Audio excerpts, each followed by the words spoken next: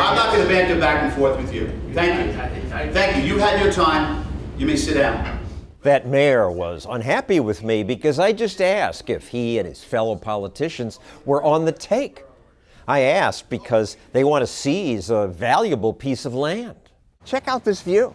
Wouldn't you like to have an apartment with this view of the New York City skyline? It's a rare, gorgeous location right on the Hudson River.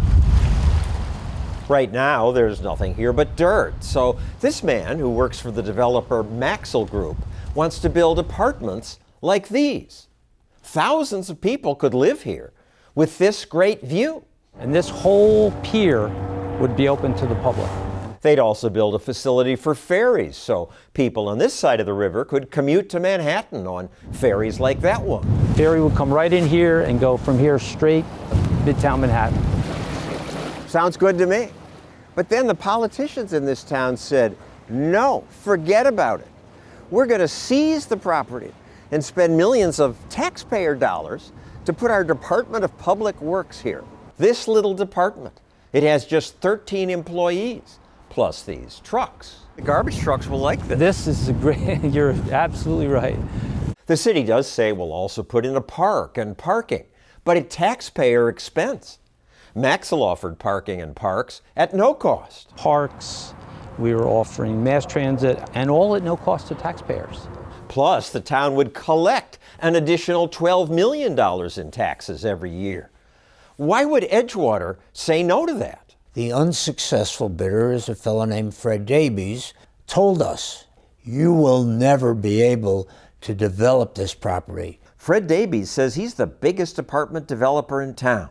He also says you can't be in Edgewater and not be affiliated with me. Daibes also controls this New Jersey bank. And I wonder if he controls the politicians in town too. Because the lawsuit filed by Maxell alleges corrupt transactions between Daibes and Edgewater's politicians. Ongoing relationships with them, jobs, undervalued rentals, loans for their business purposes through a bank that Mr. Daibes started and has the controlling interest in. Sounds like Mr. Daibes controls the town. That seems unfortunately self-evident. Edgewater Mayor Michael McPartland's connected to Daibes. The mayor lives in this building. It's quite elegant with statues and fountains. And it happens to be owned by Fred Daibes. According to the lawsuit, the mayor pays below market rent, though the mayor told the New York Times he doesn't pay below market rent. The mayor and city council say they have a good reason for using eminent domain and taxpayer money to seize Maxell's development. They say Maxell's project was just too much. The developer's proposal is too big, says the mayor. They just approved a larger project with a more intense density, and guess for whom? For Fred Daibes.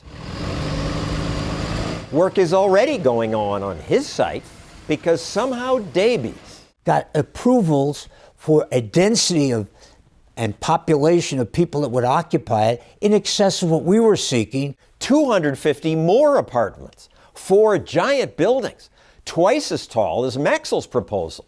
We tried to ask Fred Daibes about all this, but he didn't respond to our calls and emails.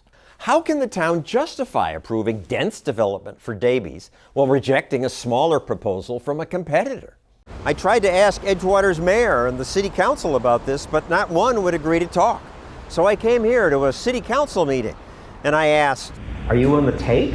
I should explain why I'm asking that in a largely empty room. The council session was full earlier, but questions from people like me weren't allowed until most everyone had left. Are you on the take? Because you're rejecting one building in favor of the one owned by the guy where you live. Mr. Mayor, as your legal counsel, I'm going to suggest and recommend that you don't answer the questions of this gentleman right here. Understood. And I'm certainly not with that tone and the objectionable tone. We just set the rule. Do you want to say? If you want to ask us questions that are pertaining to the town or anything that's going on here, you're more than welcome to use your 5 minutes to do that.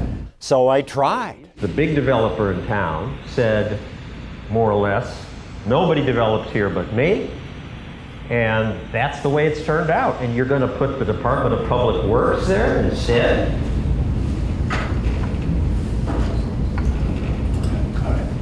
Are you done with your? You done? You got a few. Well, I asked questions. Well, like I said, we answer it when you're finished, and when we close the meeting, when you're finished with your comments. At this point, I thought I might actually get my questions answered. Is it true that 4 of you are getting loans from Mr. Daibes' bank, and is it true that you get a discounted apartment in Mr. Daibes' building? Again, Mr. Mayor, I don't think it's appropriate. But no answer. Are you finished? Are you finished? He's done. Yeah, it's fine. He's done? Very good. Is there anyone else in the public that wishes to be heard? Anyone? Close the meeting to the public. Should I stick around and someone will talk to me or not? You're welcome to stick around. You're welcome to stick around. It's fine. I mean, You but said you might- I'm not going to banter back and forth with you. Thank you. Thank you. You've had your time. You may sit down. And that was that. Maxwell's lawsuit claims the mayor and the council have engaged in corrupt transactions to favor Fred Daibes. So he's killing off competition. It's as simple as that. A great thing about capitalism is that the way to get rich is to serve your customers well. Developers can't really be thugs. They can't use force. They can't tell other developers you can't build here unless they have cronies in government. And that's not capitalism, that's crony capitalism. Actually, it's corruption. To me, that sure seems to be what's going on here.